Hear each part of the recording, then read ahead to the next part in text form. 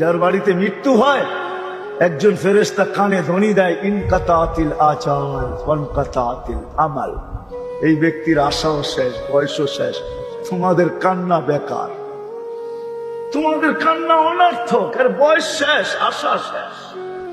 দ্বিতীয় ফেরেশতা বলবে সালাল ইশতিগাল, এর ব্যস্ততা শেষ, কেউ একে আর ব্যস্ত দেখবে না।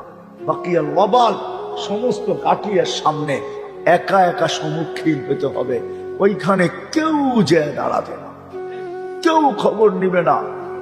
তৃতীয় ফেরেশতা বলবে যাহাবাতিল আমওয়াল, যত অর্জন ছিল দুনিয়াতে সব হাতছাড়া, শুধু সস্তা একটা কাপড় গায়ে জড়া। যাহাবাতিল আমওয়াল বাকিয়াতিল আমাল, আমল কর্মের সাথে আছে, ভালো হলে ভালো, খারাপ হলে খারাপ। ভালো হলে কিরকম, ওটার চিত্র এখন খিচার সময় নেই আমার কাছে। ভালো হইলে কিরকম ভালো হবে এতটুকু শুনে নেন, যেটা আল্লাহ রসুল এক শব্দে বলছেন, এতটুকু দুইটা শুনে নেন। ভালো হইলে তো এতটুকু ভালো হবে, আল্লাহ রসুল কবর দেখা বসে রাউদাতুম মিন রিয়াদিল জান্নাহ।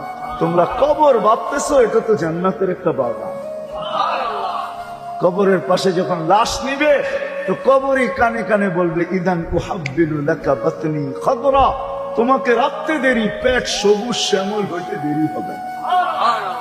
ভালো হলে তো এমন ভালো, আর যদি খারাপ হয় তাহলে আল্লাহ রসুল বলছে হফরাতুন মিন হুফারিন নার, জাহান্নামের একটা গর্তে রূপান্তরিত হবে, জাহান্নামের একটা গর্তে রূপান্তরিত হবে, কেউ খবর নেবে না। চতুর্থ ফেরেশতা বলবে, চতুর্থ জীবিতদেরকে কানে ধ্বনি দিবে, তুবা লিমান কানা মাতামুহু মিনাল হালাল ওয়া ইশতিগালুহু লিখিদমাতি জিল জালাল।